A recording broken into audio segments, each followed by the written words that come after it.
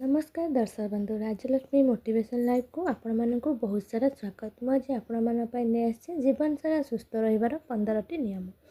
प्रथम खाइबा लुणर व्यवहार कम करंतु। 2 प्रत्येक दिन मध्याह्न भोजन करने पूर्व सालाड खातु। 3 कदापि बासी खाद्य खातु नहीं। 4 चीनी खाइबा परिमाण कम करंतु। 5 फास्टफुड ठारू दूरे रुहंतु। 6 आलुमिनियम बासन सबुबले व्यवहार करंतु नहीं। 7 चा एवं कॉफीर व्यवहार कम करंतु। 8 एसी एवं फ्रिज रो व्यवहार कम करंतु। 9 भोजन समय कम पानी पियंतु। 10 प्रत्येक दिन शरीर पई योग करबा आवश्यक। यह शरीर पई विभिन्न रोगरू मुक्त करिथाय। 11 घर को सर्वदा सफासुतरा रखंतु। 12 राति एवं द्विपहर समय खाई सारिबा परे गोटे रसुण खातु। एथिरे जोर ओजन कमिबाकू लागिबो। 13 जदि नाकरे पोक पशि जाए तो आंगुठी साहाय्य गोलाप जल नहीं नाकरे पकई दियंतु। एहा द्वारा पोक बाहरी आसिबो। 14 काम करिबा समय जदि निद लगे कि अलसुआ लगे ताहले अदा पानी पियंतु। 15 दांत माड़ी फुलिले 1 ग्लास उषुम पानी रे अधा लेंबुर रस और टिके लुण पकईकी कुलुकुलु कले बहुत आराम मिलता है। यह को आपण 8 अधिक चिंता कले केश अधिक झड़ी थाए।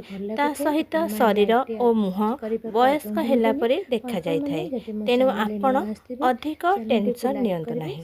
9 सोरिष तेल सहित किछि लुण मिसाई छाती रे घसिले जमा होइतिबा कफ सबु बाहरी जाय थाए। 10 मुंडरे जदि अधिक रूपी होई थाए ताहाले दही रे मुल्तानी माटी मिसाई मुंडरे लगांतु एवं किछि समय परे मुंड धोई दियंतु। देखिबे मुंडर सबु रूपी खत्म हो जिवो। 11 जो महिला माने कम बयस रे भी अधिक वयस्क भली लागंती सेमाने प्रतिदिन गाजर जूस किंबा कंचा गाजर को चोबेकी खांतु। प्रतिदिन एक्सरसाइज करंतु। एहा द्वारा कम वयस्क परी देखा जिबे। 12 जदि आपण कखारु मंजी जेते पारुछंते खांतु। कखारु मंजी सेवन करिबा द्वारा कैंसर एवं उच्च रक्तचाप आदि रक्षा मिली थाए।